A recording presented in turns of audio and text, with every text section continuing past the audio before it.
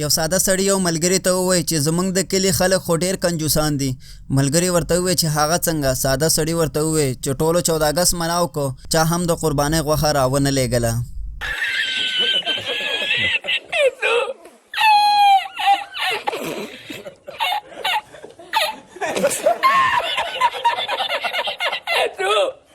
السلام علیکم. نو څنګه چل دی ملګرو؟ زیم حضرت ولی صاحب او تاسو ګورئ پښتو NPM TV. ملګرو یو دفعه بیا ساينس او ټکنالوژي په دنیا کې یو دفعه بیا تاسو ته خراغلا. نن ویډیو کې مونږ تاسو درخایو د اور یو څو عجیبه ماشینونه او د اور مړ کولو یو څو اسانه طریقې. نو راځئ چې ویډیو شروع کو. خدای نه مخکې که تاسو زموږ چینل نوی سبسکرایب کړئ دا ضرور سبسکرایب کړئ. نمبر اول کې راځي فایر فایټینګ ریبوټ. ملګرو دا فایر فایټینګ ریبوټ اصل کې ډیر های کوالټي ریبوټ دی چې د دې نه د اوبو مړ کولو کار اخلي. د دې پریشر خو ډیر وي خو ورسره چې انسان کم ځای ته نشي ورتلی دا هلته ور رسېدلی شي ځکه د دې سوځېدو خطره نه وي او دا ډیر پاورفول ریبوټ دی او دا 50 یا غزه یا میټر اوبه لرې ویستلی شي او دا د اور مړ کولو ټایم کې د اور نه لرې وي ځکه چې د په دې اور کې سوځېدو چانس هم لري.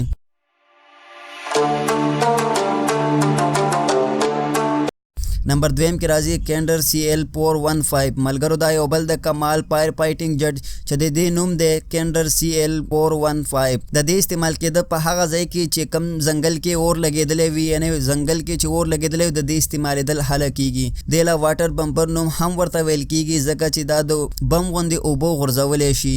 د دې اوبو ټینکۍ 6,000 لیټره ده. دې جهاز کې یو بله خوبي دا ده چې دا د اولتو ټایم کې چې کم ځای کې اوبو ولاړې وي دا هلته کوزیږي او د اوبو د هغې ځای نه ځان ته اوبه راښکولی شي او ټینکۍ ډکولی شي. دا د برق غوندې تیز سپیډ لري او د تیز سپیډ سره دا ځان رسوي او اور مړ کولی شي.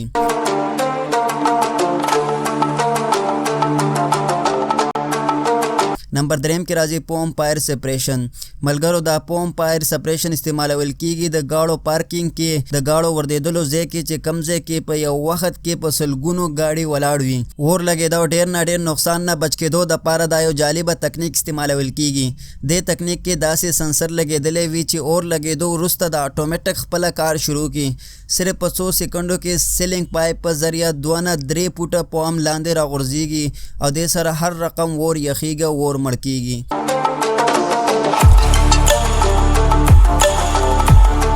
نمبر 4 کې راځي فایر فایټینګ ډرونز. اور مړ کولو دپاره ډرونز کار نه هم موږ انکار نشو کولی.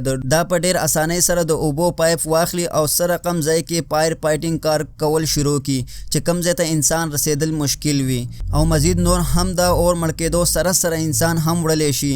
کمپنی دا دعوه کوي چې دا ډېر اسانۍ سره 150 کیلوګرام وزن اوچتولی شي. فلحال دې ډرونز باندې کار شروع دی خو دا به را روان ټایم کې زموږ په زندګۍ کې یو پیدامند ثابت کېدی شي.